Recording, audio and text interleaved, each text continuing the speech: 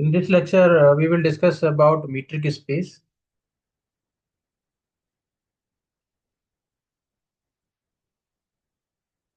For defining the metric space, so we write down as let X be any non-empty sets.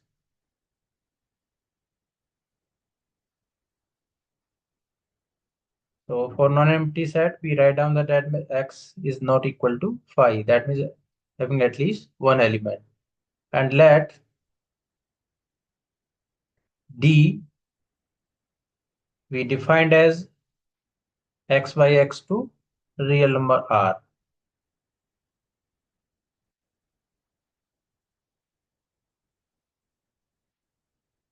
And follow the properties.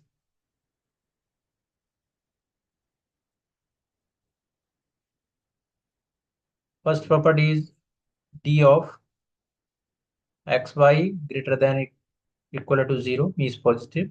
So for every xy belongs to x. So set x, we take as x is non-empty set.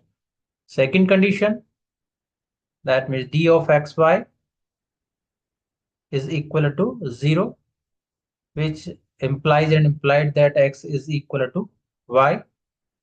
And for third, so d of xy is equal to d of yx. So here we also write as x and y both are the element of x. And the fourth one is d of xy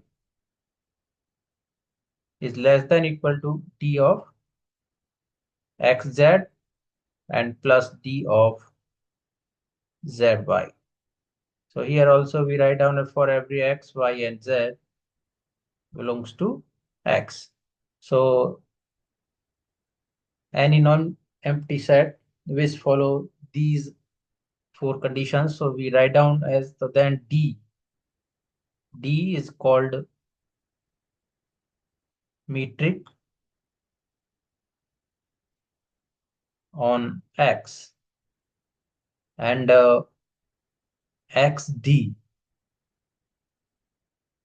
is called metric space.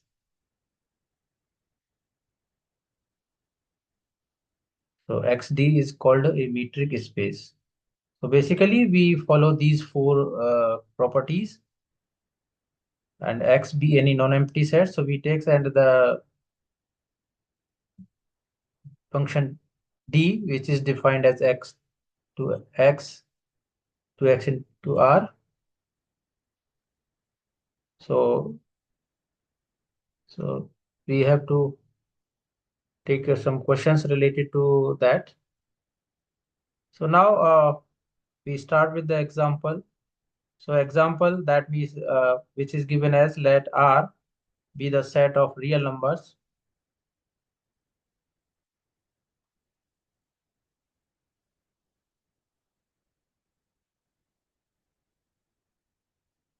defined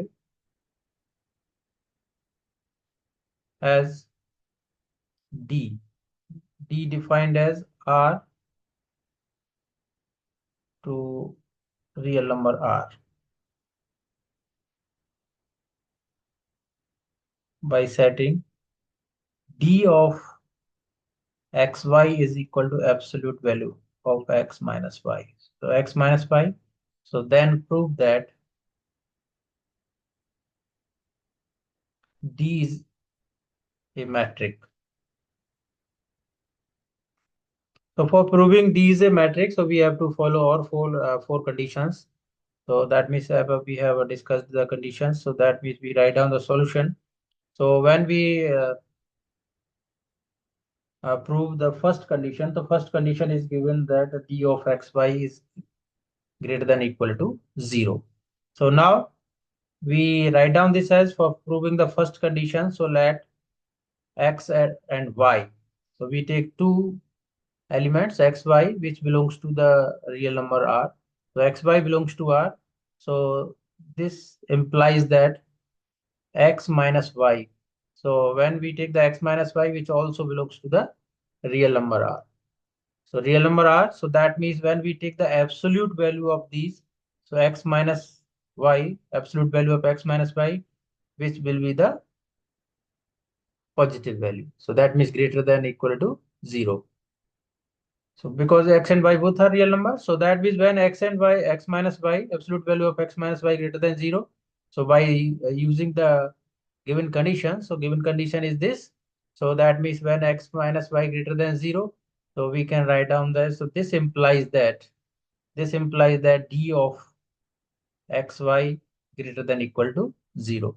So that means we have proved the first condition. So d of xy is greater than 0. So first condition satisfied. So we write down as first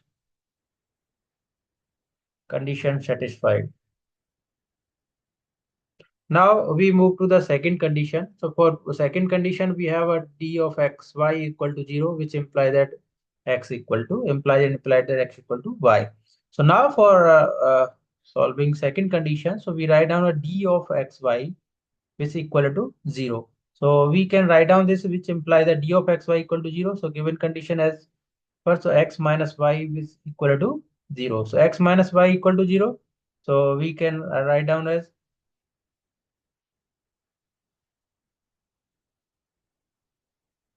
x minus y is equal to 0.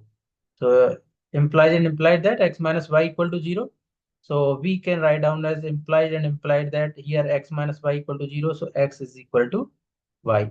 So d of x y equal to 0, which implied that x is equal to y. So this is our second condition. So now we move to the third condition. So for moving the third condition, so we have third condition is that, so d of xy, so d of xy is equal to x minus y. So d of xy equal to x minus y. So we have to prove that d of xy equal to d of yx. So this can be written as this equal to. So we take a minus sign as a common. So this can be written as minus 1 into y minus x. So we can write down this as, so now we can write down this as minus 1 into absolute value of y minus x. So we can write down this as, so now absolute value of minus 1 is plus 1. So then we can write down as y minus x. So by the definition, we can write down this as, so this gives us d of yx, d of ys. So this is for equality. So that means this is the third condition. So we satisfy the third condition. Now we move to the fourth condition. So for proving the fourth condition, so we have d of xy. So this d of xy we given as absolute value of x minus y. So now this can be written as, so we write down this as x minus z plus z minus y. Okay, we subtract z and add z. So now we can write down this as x minus z or plus z minus y. So we write down this as, so we have one property in a complex analysis. We know that, so when absolute value of z1 plus z2, this can be written as is less than equal to absolute value of z1 plus absolute value of z2. So here we use this property. So now we can write down this as less than equal to x minus z plus z minus y. So this can be written as less than equal to, so this x minus z by using the definition can be written as xz, or plus z z minus y can be written as z into y. So we have proved the fourth condition. So we have proved the fourth condition. So we can write down this as, so D is metric. So D is metric on R, and which implies that RD is a metric space. So RD is a metric space.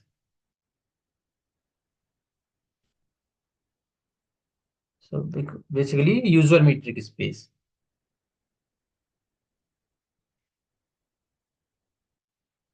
Okay, so we take one more question related to that. So next is, so let X be any non-empty set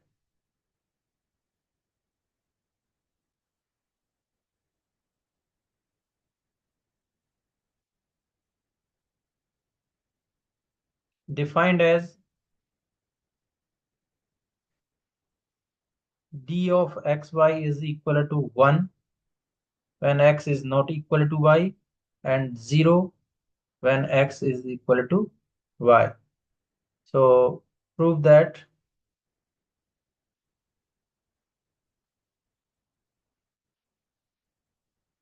D is a metric on X. So now we shall prove this. Okay, D is a metric on X. So by definition,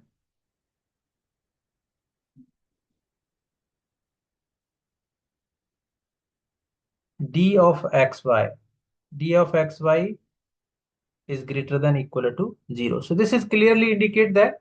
So when we x is equal to y, so that means it's 0 and x is not equal to y. So which gives us 1. So D of xy greater than equal to 0. So clearly we see that in the definition.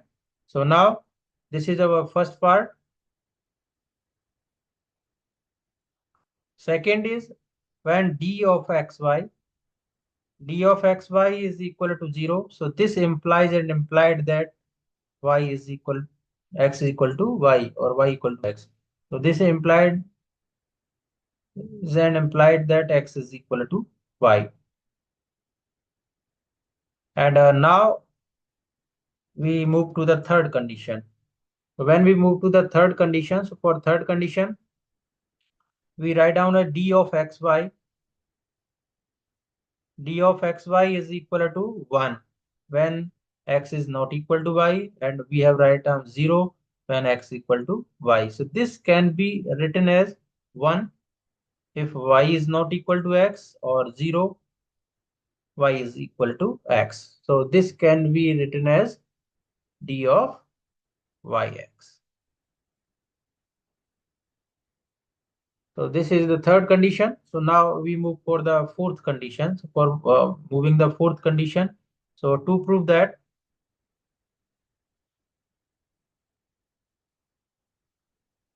d of xy, which is less than equal to d of xz plus d of zy.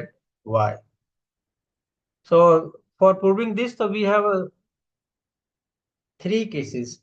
So we discussed three cases. So now we shall start from case first. So how to make the cases? So we make the case first as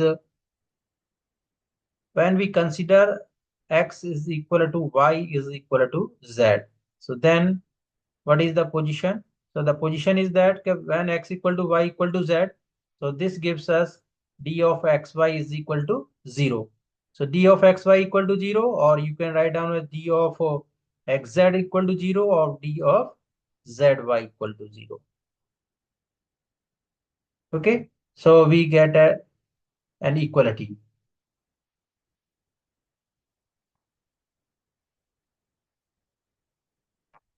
Now we move to the second case.